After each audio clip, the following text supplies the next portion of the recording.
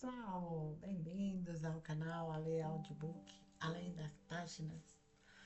Continuando com a nossa leitura do livro, nossa leitura, audição do livro Perguntar Não Ofende, de Trey Gowdy.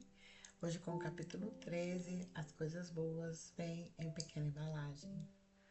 Fica comigo e vamos lá nessa viagem maravilhosa de perguntas. Pacotes brilhantes. Não tenho certeza de qual é o prazo de prescrição para roubar as bolas de golfe dos pais, mas espero que tenha passado. Meu pai costumava receber bolas de golfe como presente de seus pacientes, mas ele não as jogava porque, em sua opinião, elas eram boas demais para jogar. Isso não fez e faz sentido para mim. Como uma bola de golfe pode ser boa demais para jogar?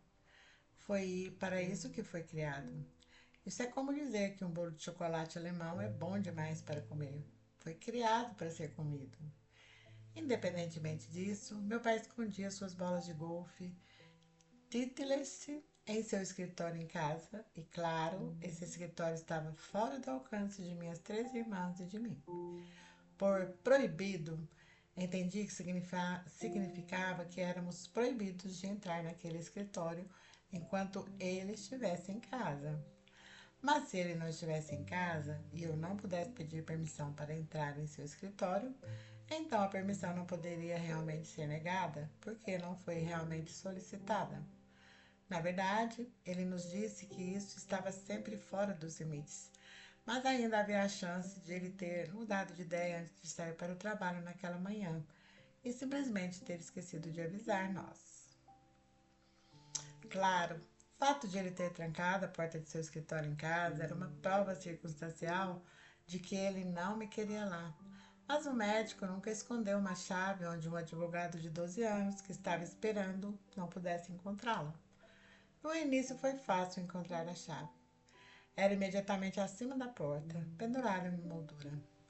Quero dizer, sério, quem esconde a chave logo acima da fechadura?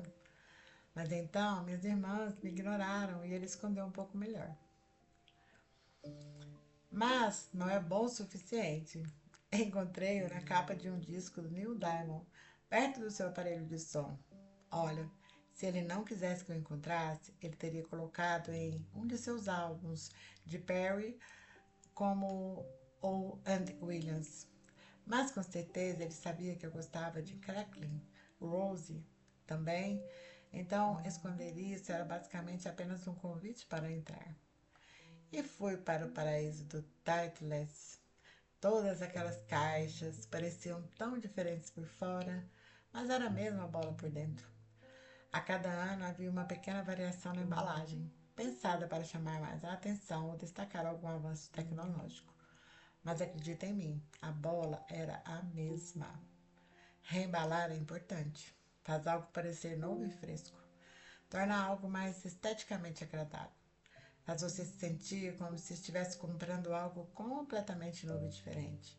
Algo bom demais para ser tocado.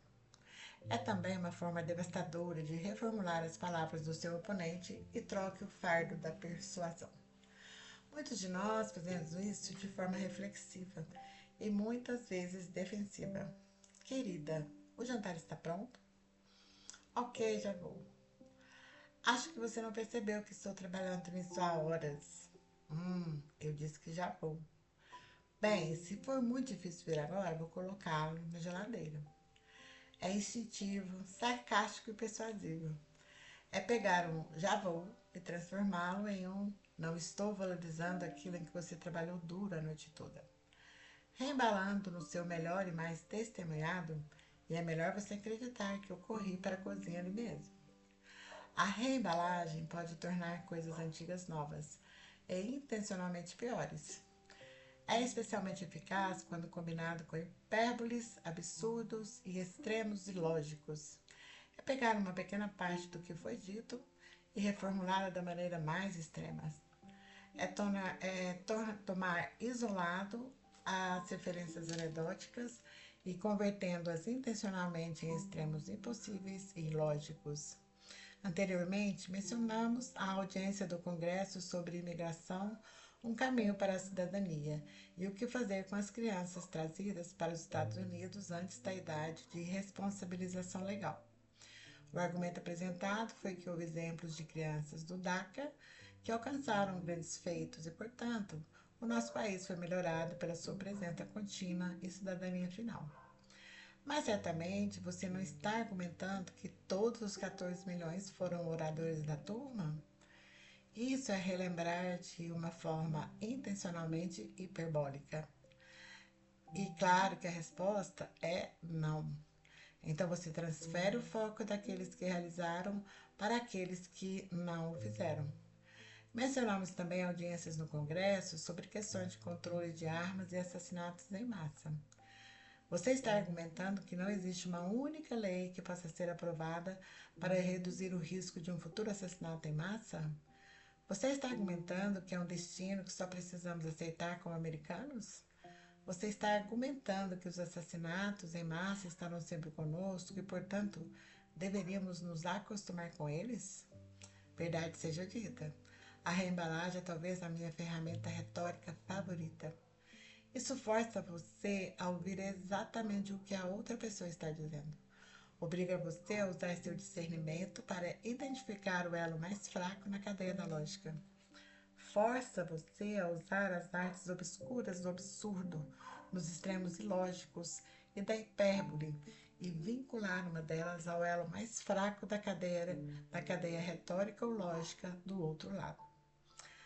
Alguns exemplos comuns: frases que começam com "é o que eu ouço você dizer". Geralmente são frases que terminam com um comentário reformulado que você fez anteriormente. Frases que começam com "certamente você não está discutindo". São geralmente sentenças que terminam reembalando ligeiramente algo que você realmente disse, mas talvez não quis dizer. Este conceito é bastante comum em tribunais e fácil de detectar. Os casos de violência doméstica são, por vezes, muito difíceis de processar. Isso é verdade por muitas razões, incluindo vítimas relutantes, questões de prova ou detenções duplas, em que tanto a mulher como o homem são presos e, portanto, a sua principal testemunha de acusação é também um arguido. Acredite em mim, esse último é um caso desafiador. Você não pode vencer se sua testemunha principal não testemunhar. Os pressupostos e expectativas sociais e culturais são onipresentes. Por vezes, a vítima de um ataque de violência doméstica reencontra-se com o agressor, e por vezes o ciclo de violência repete-se. Os advogados de defesa sabem que é melhor não dizer "a culpa é sua por voltar para ele". Este é um ataque demasiado óbvio para a maioria dos advogados de defesa, mas é claramente uma sugestão subliminar para o júri. Portanto, não deixe a defesa escapar impune do sutil e do subliminar. Você está sugerindo que foi culpa dela ter sido vítima? É culpa dela ter sido atingida? Você está dizendo que ela de alguma forma causou isso a si mesma? Você está dizendo que ela não tem direito de acessar a casa sem ser atacada? Essa tática defesa de culpar implicitamente a vítima pelo que aconteceu com a vítima também levanta sua cara feia na agressão sexual. Eu processei um homem por sequestrar e agredir um corretor de imóveis. Ele o sequestrou com o pretexto de procurar uma propriedade para vender ou alugar. Este sequestro e agressão ocorreram ao longo de dias, e claro, à medida que a narrativa contada nesses dias é transmitida, um advogado de defesa está constantemente procurando encontrar alguma evidência do consentimento ou aquiescência da vítima. O advogado de defesa procurará nessa cronologia alguma abertura, alguma fraqueza, onde possa ser implicitamente argumentado que não foi realmente um crime. Neste caso, foi uma parada em um posto de gasolina. O autor do crime entrou para pagar, deixando a vítima dentro do carro na bomba de gasolina. A defesa atacou. Então, você teve a chance de fugir. Você teve a chance de gritar por socorro? Você teve a chance de chamar a atenção de outra pessoa no posto de gasolina, de um balconista ou de outro cliente? Como promotor público, É aqui que você precisa reembalar o que está sendo insinuado e revide com mais força do que foi atingido. Você está dizendo o mesmo medo que tomou conta dela enquanto ela estava sendo estuprada ao longo de 2 dias simplesmente desapareceu? Você está dizendo que o medo que ela tinha de ser assassinada, como ele continuamente ameaçava fazer, a deixou e ela acreditou que poderia escapar sem chances de se machucar mais? Você está sugerindo que ela é a culpada? Que a pessoa sequestrada, estuprada e espancada tem alguma responsabilidade por ter sido sequestrada, estuprada e espancada? É isso que você está dizendo ao júri? O que as pessoas dizem e o que as pessoas querem dizer são muitas vezes duas coisas distintas.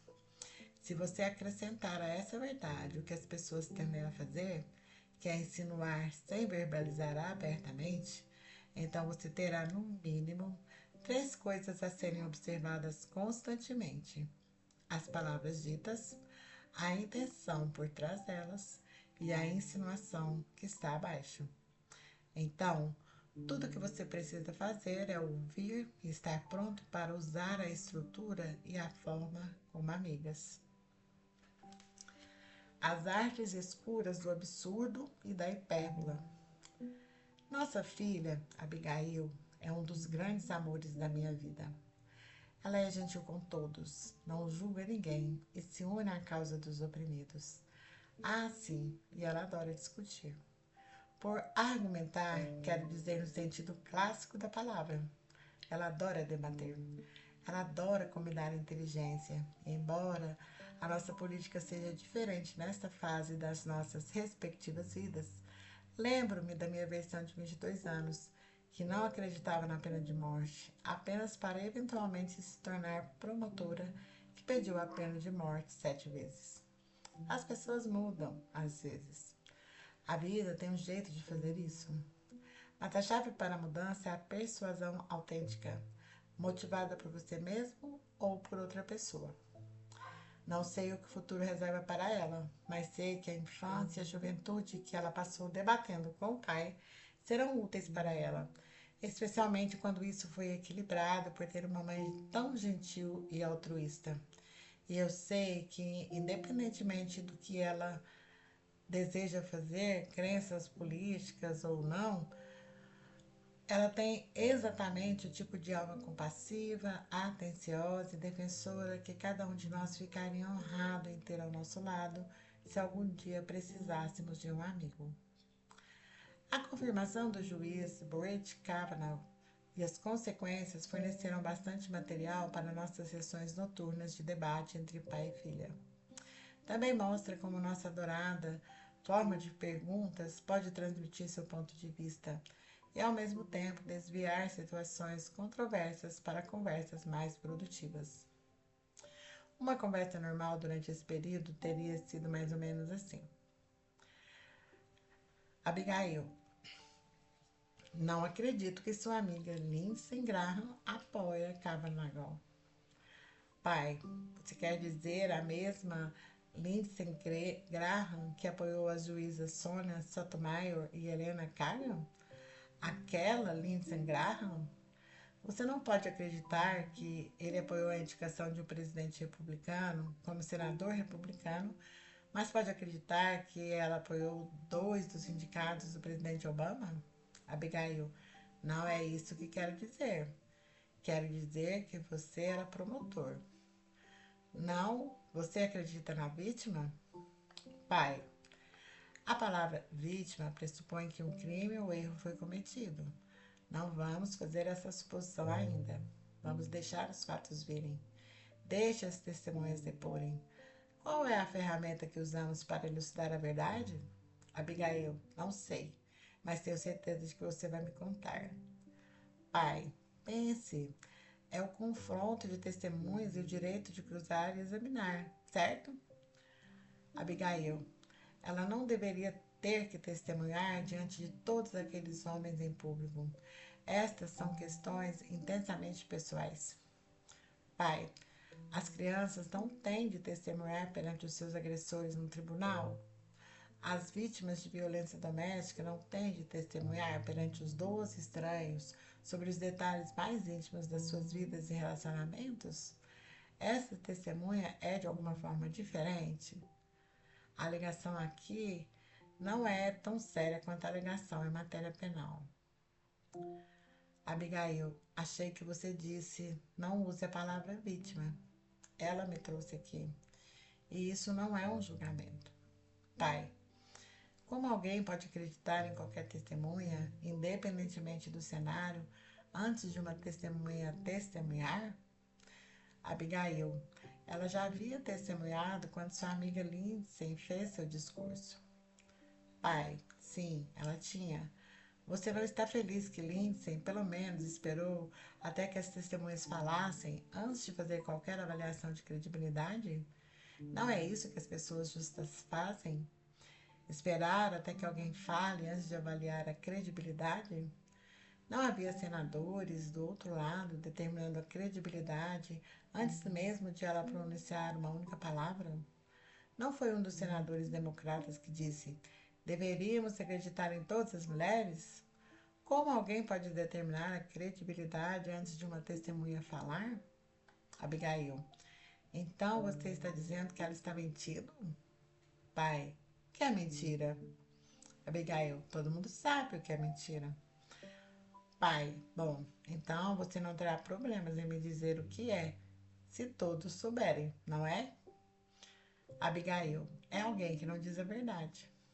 Pai, as pessoas cometem erros honestos, não é?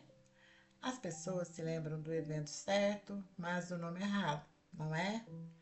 Você já viu pesquisas sobre depoimentos de testemunhas oculares? Eles não estão mentindo por si só. Eles realmente acreditam nisso. Mas eles estão enganados. Abigail, ela não esqueceria de ser agredida por uma Suprema Corte. Pai, talvez não. Mas também não se esqueceria de ser agredido por um candidato ao Tribunal de Apelações de DC, não é?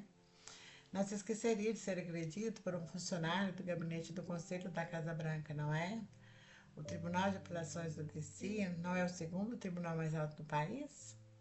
Um não seria apto para esse tribunal se ele ou ela cometesse uma agressão sexual, não é? Abigail, é preciso uma coragem incrível para se apresentar e transmitir essas memórias dolorosas, e alguém não se sujeitaria aos ataques e ao escrutínio sem motivo. Pai, nisso concordamos. A chave é explorar, testar e sondar a razão e o interrogatório, e a corroboração são as chaves. Nada ad hominem sobre essa troca. Sem vozes elevadas, não ataques pessoais, sem sentimentos feridos. No mundo real, longe da política do crime, as pessoas reformulam o que dissemos e quisemos dizer o tempo todo. Quando pedimos a nossos filhos que simplesmente limpem seus quartos, ou cheguem na hora certa, ou sejam atenciosos com o irmão, nossos filhos muitas vezes reembalam esses comentários em uma hipérbole distante. Você está certo, eu nunca faço nada do jeito que você quer. Eu sou um fracasso total. Você provavelmente gostaria de nunca ter me tido. A maioria dos pais já ouviu alguma variação desse tema de seus filhos. Isso é reembalar um absurdo. Não morda a isca. O que eles querem é que você se retire e comece a listar todas as coisas maravilhosas que eles fazem. Resista a essa tentação. É difícil, eu sei. Lembre-se, eu também tenho filhos, mas resista. A maneira como lido com isso é observado com calma. Reservei o dia toda manhã para discutir todas as suas qualidades maravilhosas e as coisas incríveis que você fez. Só espero poder adicionar a limpeza do seu quarto na hora certa a essa lista. A isca parece irresistível, mas você deve resistir mesmo assim. Em vez disso, seu foco deve ser: pequeno, por favor, limpe seu quarto, em vez de uma análise de décadas de todas as outras coisas que seu filho deseja discutir. Lembre-se sempre de que você não está discutindo conceitos amplos e esotéricos. Não estamos a falar de todos os 14 milhões de pessoas sem documentos que vivem no país. Você está discutindo aquele que aspira a ingressar no exército e servir um país do qual não tem cidadania, ou aquele que mostrou desrespeito contínuo por nosso país e nossas leis ao ferir um americano inocente. Você não está discutindo o que a segunda emenda significa. Você está falando das 14 crianças que acabaram de ser mortas. Você não está discutindo os benefícios psicológicos e sociais de ter uma sala limpa. Você está discutindo uma sala limpa antes da chegada dos avós. Lembre-se, quanto mais específico for o comentário, mais fácil será evitar os esforços dos outros para reformular o que você disse. Dito isto, a reembalagem pode fazer maravilhas com o uso intencional de hipérboles e absurdos, e quando usada de forma eficaz, pode transformar a pessoa com quem você está conversando em uma testemunha de sua própria causa. Nos casos de pena de morte, a equipe de defesa quase sempre contrata um especialista em psicologia e ou psiquiatria. Isso pode ser para a fase de culpa, a fase de sentença ou ambas, mas é mais comumente usado na fase de sentença, quando a defesa está tentando convencer o júri a não condenar o réu à morte. Quase sempre o psiquiatra encontra alguma doença mental que, na opinião do perito, ou atenua os crimes, ou pelo menos insinua ao júri que essa pessoa não é realmente responsável pelo que fez. Existe uma defesa da insanidade em casos criminais, e essa defesa significa que o réu não é capaz de distinguir o certo do errado e, portanto, não pode ser culpado de um crime. Mas, se estamos na fase da sentença, esse argumento já foi julgado e perdido e eles passaram para a pura mitigação. Num dos meus julgamentos capitais, o psiquiatra forense diagnosticou o réu com síndrome alcoólica fetal. Você não quer atacar a testemunha. Neste caso, ela era uma médica muito boa, muito pessoal e compreensível. Você também não quer minimizar a condição porque ela é real e talvez alguém do júri tenha um amigo ou familiar que teve um diagnóstico semelhante. O que você quer é transformar a conclusão do especialista em hiperbólica e absurda. Você pega os fatos que o júri conhece e reembala o depoimento do perito.